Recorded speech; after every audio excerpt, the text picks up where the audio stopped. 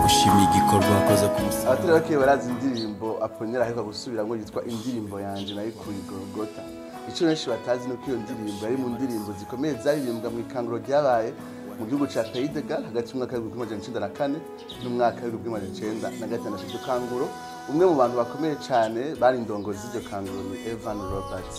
Umuhungu yakuze yubaha Imana kuva akiri mutonya, asoma Bibiliya, asenga, akunda kuririmba, afata ku mutwe amayimuni atandukanye, afata ku mutwe imirongo itandukanye ya Bibiliya. Ku myaka 12 nk'abandi basore bose bo mu kinjana ca 19 cyo mu Bwongereza, benshi ntibaja ku ishure, yaciye agenda gukorera mu icukura ry'ubutare aho bagerageza gushakisha ubutare kugira ngo bashobore kubaho. Ariko aho hose yagumanye umutima wifuza kubona ikanguro, haba mu mutima wiwe haba mu buzima bw'igihugu c'Ubwongereza. Ku myaka 13 yaciye yegurira gusenga no kwisonzeshereza igihugu c'Ubwongereza kugira ngo kibone ikanguro kandi icyo gihugu cyo kumenya ubushobozi bwa Mpwemu Yera. Ntiyatevye, mu nyuma yahavuye ahagarika ibikorwa yakora byo gucukura amamine no gucukura ubutare, agenda mu ishure ritegura abantu mw'ibango. Aho niho yaciye ahura n'umuntu abantu bakeyi bazi yitwa Seth Joshua.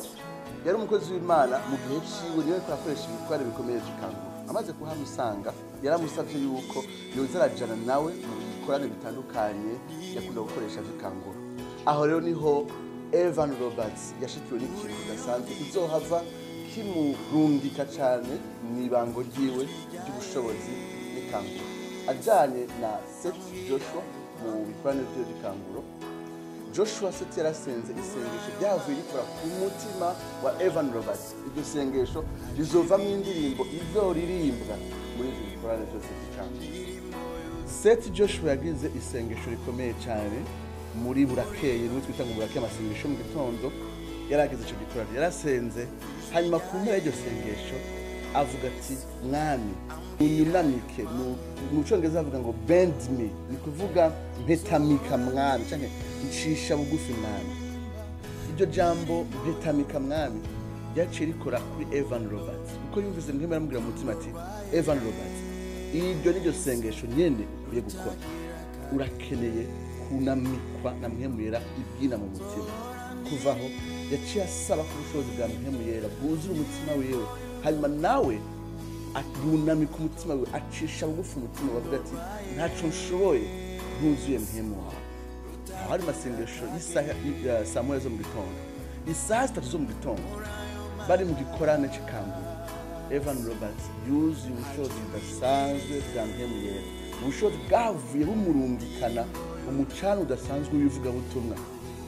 Nibuke yuko Evan Roberts muri ivyo bihe byose yagize iyerekwa ry'ingene Imana igiye kuzana ikanguro mu buryo budasanzwe. Yagize iyerekwa abona ukwezi hamwe n'ikiganza kiva ku kwezi cerekeye isi. Iryo yerekwa rigaruka kabiri, abona ico kiganza kiva ku kwezi cerekeye isi gifashe urupapuro rwanditseko igiharuro 1,000. Evan Roberts atahura ko Imana imusabye kwinginga kuburyo Imana imuhereza imishaha 100,000. Niko byagenze. Nyuma yo kuja ubushobozi bwa Mpwemu yahavuye yegeranya imigwi y'ugwaruka bagira ivugabutumwa hose no muri bya bibanza bacukuramwo ubutare, maze Imana imuhereza umwimbu udasanzwe w'imishaha 1,000 nk'uko yari yaravyeretswe. Ico numva twosangira namwe kuri no munsi n'iryo sengesho rivuga ati bend me, numpetamike mwami, ndaciye bugufi, ntaco nokora ntuzuye ubushobozi bwa Mpwemu. Hari ibintu bine bizwi ko Evan Roberts yakunda gutsindagira mu bikorane byose by'ikanguro. Icambere, atura ibyaha byawe byose atana kimwe usigaje kandi kumugaragara, uvuga repentance iri profonde. Bwa kabiri, izigira Imana yuko yifuza gukuza Mpwemu Yera, yizigire, ntugire ubukekeranye na gukeye. Bwa gatatu, umvira icyo gihe bariko barakubwira gukora no kuvuga utarinze kwiyumvira ana benase, ugikore uko nyene. Ubwa nyuma, vuga Yesu ku mugaragaro atabwoba, umushingire intahe. Nizere ko intahe ya Evan Roberts yakije umuriro n'inyota n'imwete yo gusaba Mpwemu Yera ngo bend me maze unyuze Mpwemu wawe.